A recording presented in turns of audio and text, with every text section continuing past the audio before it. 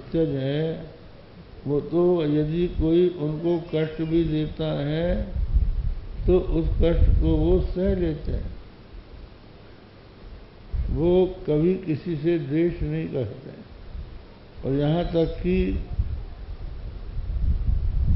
जो साधु सभा है, साधु समाज में ये बात रहती ही नहीं है। जब चित्रकूट में भरत जी अपनी माता कैकेयी को दोष देने लगे कि हमारी माता ने ये सब किया, आपको वनवासी बनाया, सबको कष्ट दिया, तो भगवान श्री राम ने उसके उत्तर में कहा कि दोष देई जननी जनतेई, दोष देई जननी जनतेई, नहीं साधु समाज न सेई। जिन्होंने साधुओं की सभा का सेवन नहीं किया वही माता को दोष देंगे। क्या भाई, साधुओं की सभा का सेवन करने से क्या अंतर हो जाता है?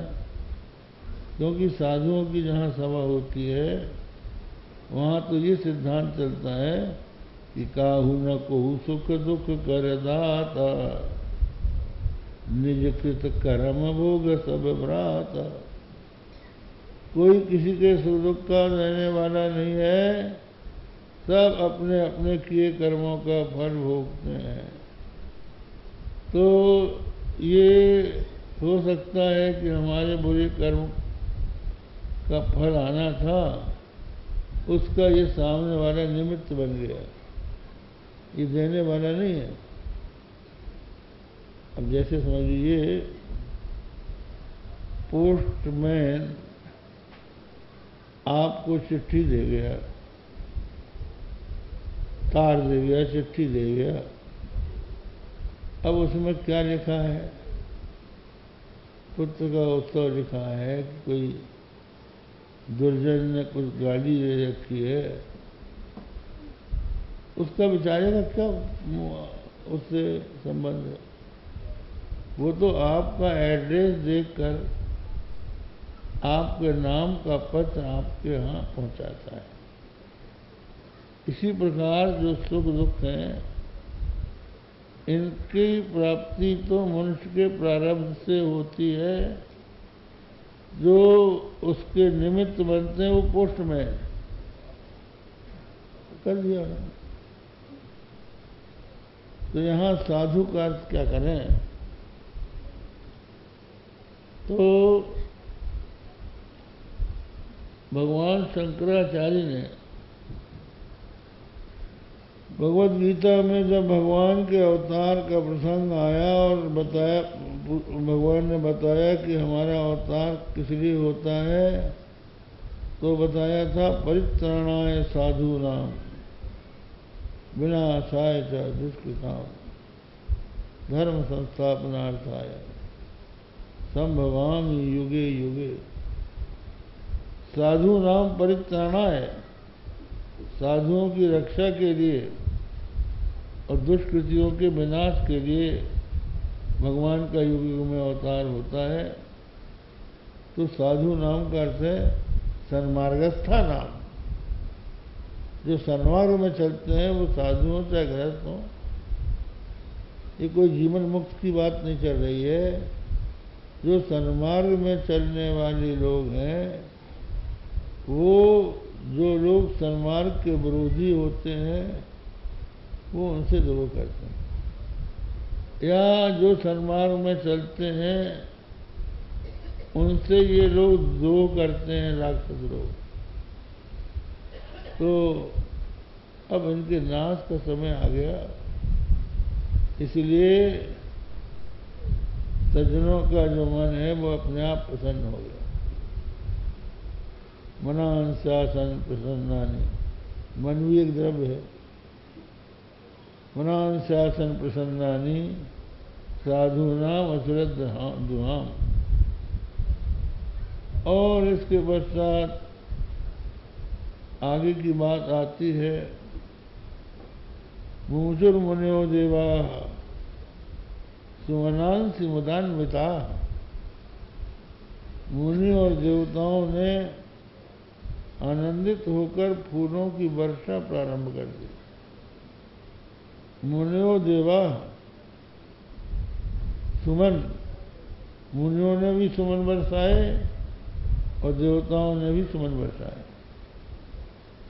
तो देवताओं ने तो नंदन वन के सुमन बरसाए और मुनि लोग कहाँ से सुमन लाते? उन्होंने अपना उत्तम मन बरसा दिया। तो जो मुनि हैं, सज्जन लोग हैं, वो भगवान को अपना मन दे देते। इसी भक्त ने भगवान श्री कृष्ण का पूजन किया। पाद यज्ञ, आचमनी, धूप दीप नैवेद्य सब करने के पश्चात जब दक्षिणा का अवसर आया तो वो सोचने लगा कि हम भगवान को दक्षिणा में क्या दें। तो वो भगवान से ही पूछता है कि प्रभु, आपकी पूजा कर रहा हूँ, दक्षिणा में क्या चढ़ाऊं? रत्नाकरस्तव गृहम गृहिणी च पद्मा। रत्न चढ़ाऊं तो रत्नाकर समुद्र आपका घर है, और यदि मुद्रा, संपत्ति, धन चढ़ाऊं तो अनंत ब्रह्मांडों की ऐश्वर्य धिष्ठात्री लक्ष्मी आपकी घरवाली है। उसके रहते आपके यहाँ धन की क्या कमी है? रत्नाकरस्तव गृहम गृहिणी च पद्मा किंदेयमस्ति भवते। आप महाराज क्या दें हम आपको? और फिर कोई भी वस्तु अगर जगत की हम देते हैं वो तो आप ही की है।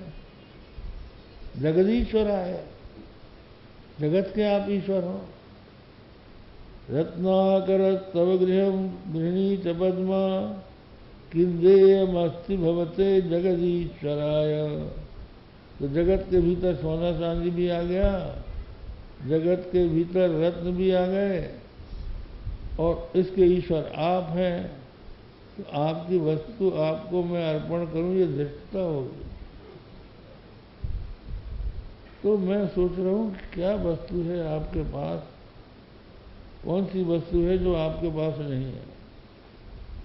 तो आपके पास मन नहीं है।